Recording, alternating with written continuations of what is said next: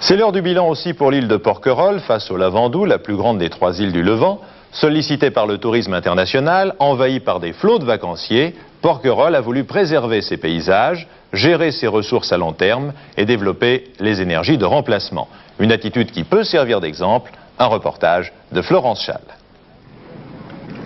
Bravo pour ce geste, madame, mais ici à Porquerolles, on préférerait que vous ne jetiez pas de sacs plastiques. Ils risquent de dégrader la qualité des produits agricoles de l'île.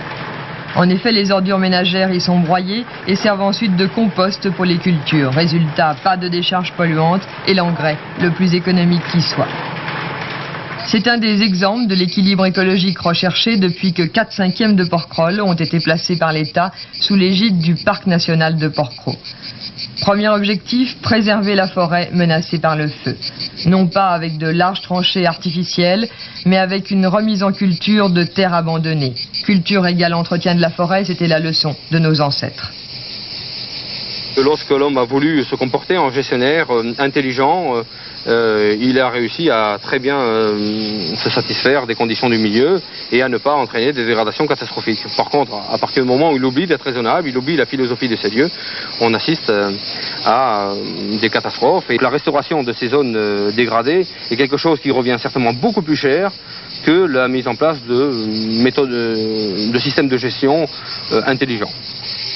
Avec une subvention annuelle d'1,5 million, le conservateur botanique s'emploie à empêcher le processus de disparition des plantes méditerranéennes.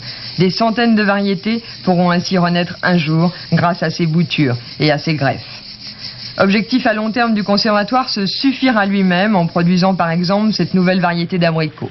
Avec comme règle d'or, ne pas produire plus que les besoins réels des habitants, ni plus surtout qu'on ne peut irriguer. En effet, Porquerolles manque d'eau, mais refuse de la faire venir à grands frais du continent.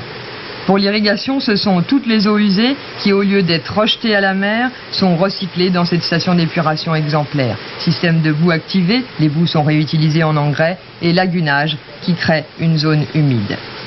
La municipalité a participé financièrement à l'opération, comme elle a conçu un système de gestion autonome et bénéficiaire de l'eau douce. Mais se suffire à soi-même, cela ne veut-il pas dire aussi refuser les autres?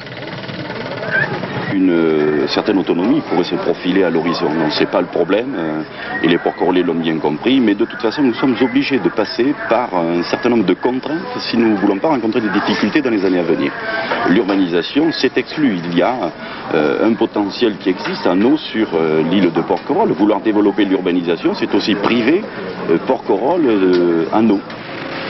Un choix écologique malheureusement assorti chez les Porquerollais d'un rejet certain des étrangers, que l'on considère ici comme des pollueurs. Les 500 000 visiteurs annuels sont à peine tolérés. Exemple, le port sans commodité où l'on parque fort cher leurs bateaux. L'écologie doit encore prouver que ces bienfaits ne sont pas réservés à quelques-uns.